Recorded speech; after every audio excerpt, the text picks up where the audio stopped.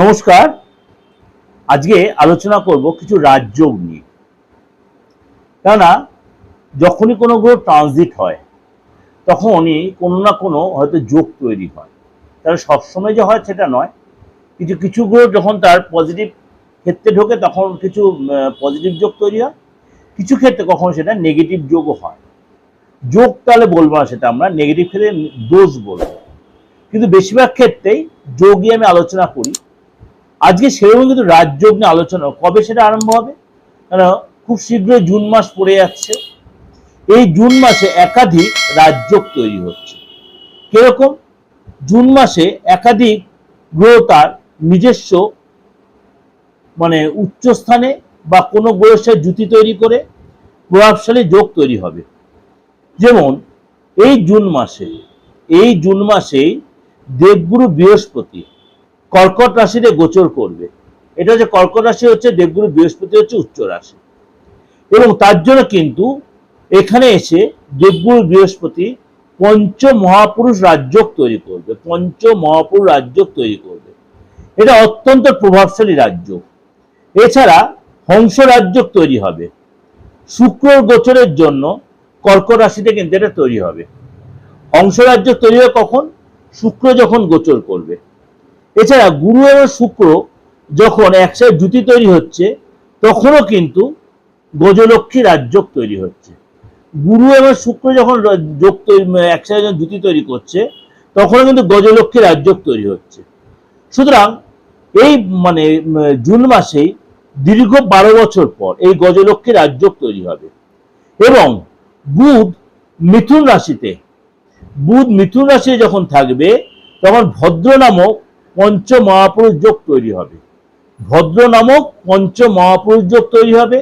মঙ্গল তার মেষ রাশিতে অর্থাৎ নিজ রাশিতে প্রবেশ করায়, অর্থাৎ 20 তারিখ পর্যন্ত রুচক নামক পঞ্চ মহাপুরুষ রাজযোগ তৈরি হচ্ছে। 20 তারিখ পর্যন্ত মঙ্গল এই মেষ রাশিতে থাকবে, পঞ্চ মহাপুরুষ রাজযোগ তৈরি হবে।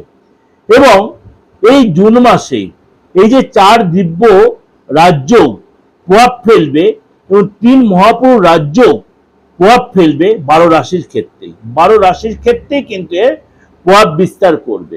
সুতরাং মেষ থেকে মিন 12 রাশির ক্ষেত্রে কি প্রভাব বিস্তার করে একটু আমরা ডিটেলে ডিসকাশন করব। সুতরাং এই যে পঞ্চ মহাপুরুষ রাজযোগ এবং মঙ্গলের যে রুচক রাজযোগ এবং শুক্র আর বৃহস্পতি যখন কর্কট রাশিতে জুতি তৈরি করে গজলক্ষ্মী রাজযোগ তৈরি হবে, এইগুলো এক এক কিছু রাশির জন্য তো যথেষ্ট প্রভাব বিস্তার করবে, 12 রাশির ক্ষেত্রে তার পজিটিভ হবে। তো এটার ডিটেল আলোচনা করি। প্রথমে আলোচনা করি যে এই আলোচনা করার আগে আপনাদের একটা কথাই বলি, অনেকেই কনফিউজড হয়ে যান যে আমি কিছু প্রোগ্রাম আপনাদের আমি দিয়েছিলাম রাশির নেচার অনুযায়ী, যে আপনাদের কোন কোন জিনিসগুলো আপনাদের একটু চেঞ্জ হতে হবে, কোন কোন জিনিসগুলো আপনারা যদি নিজেকে সেগুলো মেনটেন করতে পারেন তাহলে আপনারা কি করে নিজেকে আরো ডেভেলপ করতে পারবেন। আমি অল্প করে সব রাশি নিয়ে আলোচনা করতে চাইছি বা করব, কিন্তু সেখানে হয়তো কিছু অপ্রিয় সত্যি কথা আমি বলে ফেলবো, আপনারা সেটা গায়ে নেবেন না প্লিজ। কারণ আপনারা নিজেরাও জানেন আপনাদের কোনটা ভুল আর কোনটা ঠিক। তা সত্ত্বেও কেন মিডিয়াতে বলি, যাতে আপনারা নিজেরা নিজেদের ভুল ত্রুটিগুলো শুধরে নিয়ে ভালো জিনিসগুলো অ্যাবজর্ব করে আপনারা নিজেকে ডেভেলপ করতে পারেন। সুতরাং এই যে যোগ বা এই যে একাধিক রাজযোগ তৈরি হবে, সুতরাং সেগুলো কিন্তু আপনাদের রাশিতে প্রভাব বিস্তার করতে গেলে আপনাদের রাশিটা অবশ্যই জানতে হবে, রাশি বা লগ্নটা। অনেকেই তাদের ডেট অফ বার্থ জানা থাকে না। আমি বলছি তো তাতে অসুবিধা নেই, আপনাদের নামটা জানেন, আপনি যে ধর্মের লোক হন, আপনার নামটা তো আপনার বাবা মা দিয়েছে, আপনার বাড়ির কেউ দিয়েছে, সেই নামটারও বেশ কটা রাশি হয় নামের প্রথম অক্ষর দিয়ে। আপনার হাতে যারা অভিজ্ঞ পামিস্ট, তারা অবশ্যই আপনার বলতে পারবে আপনার কি রাশি কি লগ্ন, যেটা দীর্ঘদিন ধরে আপনাদের আমি, যারা আমার নিয়মিত ভিউয়ার্স বা নিয়মিত ক্লায়েন্ট, যাদের ডেট অফ বার্থ নেই, অনেকেই তো আছে আমার কাছে এসেছেন দীর্ঘ এতদিন ধরে, তাদেরকে আমি রাশি লগ্ন যেভাবে বলি তারা কিন্তু সেভাবে মেনটেন করছে বা তারা সেভাবে কিন্তু তাদের রেজাল্টও পায়।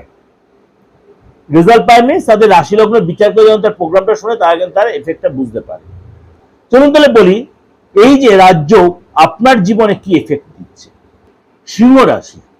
সিংহ রাশির জন্য কিন্তু আপনার জন্য, আপনি বলে আপনার দ্বাদশে বৃহস্পতির গোচর। দ্বাদশে বৃহস্পতির গোচর হলো আপনার কিন্তু একাদশে কিন্তু বুধ রয়েছে। একাদশপতি একাদশে, একাদশপতি একাদশে, ইটস এ মিরাকেল সিংহ রাশি। এটা কিন্তু আপনার মাথায় রাখতে হয় সিংহ রাশি। যারা মনে করুন মানি মার্কেটিং লাইনে আছেন বা সেলস লাইনে আছেন বা যারা কথা বেচে খান, সিংহ রাশির লোকেরা মনে করুন ট্রেডিং ব্যবসায় আছে, ট্রেডিং ব্যবসা বলতে শেয়ার, মিউচুয়াল ফান্ড এই ধরনের কোনো ব্যবসার সাথে জড়িত আছে, তারা কিন্তু এখানে যথেষ্ট ডেভেলপ করবেন। বা ব্যাংকিং সিস্টেম এই ধরনের কোনো কাজের সাথে জড়িত, সেখানে আপনি যথেষ্ট ডেভেলপ করবেন।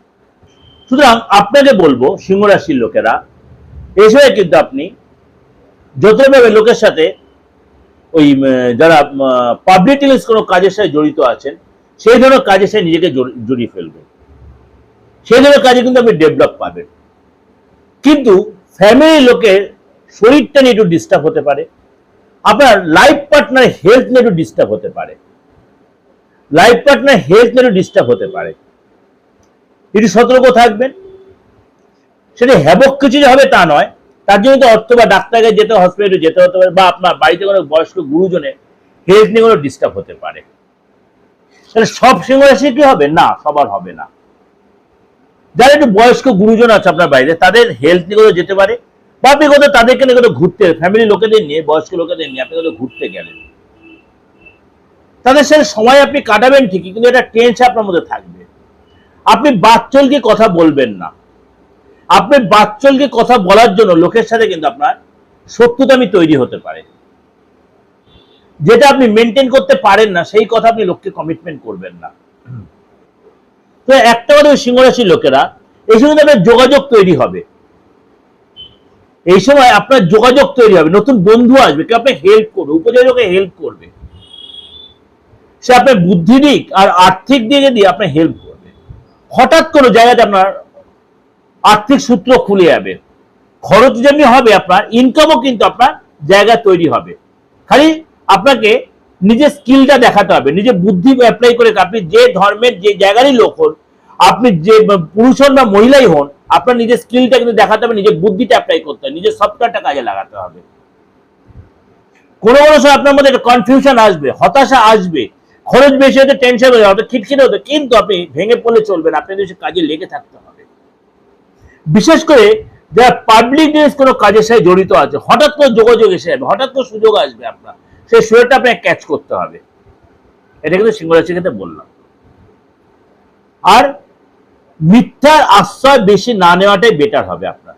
সিংহ রাশির লোকেরা অহেতুক কারণে আপনি কিন্তু মিথ্যার আশ্রয় নেওয়াতে লোকের কাছে কিন্তু শত্রু হয়ে যাচ্ছে, বিশ্বাসযোগ্যতা হারিয়ে ফেলছেন আপনি, এটাও আপনাকে একটু কন্ট্রোল করতে হবে। ওভারঅল বললাম, অবশ্যই ভালো লাগবে, অবশ্যই আপনাদের উপকারে লাগবে। ভালো হলে অবশ্যই লাইক করবেন, যোগাযোগ করে বুকিং ফোন করে নেবেন। আর একটাই কথা বলবো, তন্ত্র এমনই একটা জিনিস, পারে না এমন কোনো কাজ নেই, কারণ দুদিন আগে কার দুদিন পরে হয়। খালি একটা জিনিসই আমি পারি না, আমি বারবার সেটা বলি, মৃত ব্যক্তিকে জাগাতে পারি না মুমূর্ষ ব্যক্তি ছাড়া। তাছাড়া তন্ত্র পারে না এমন কোনো কাজ নেই।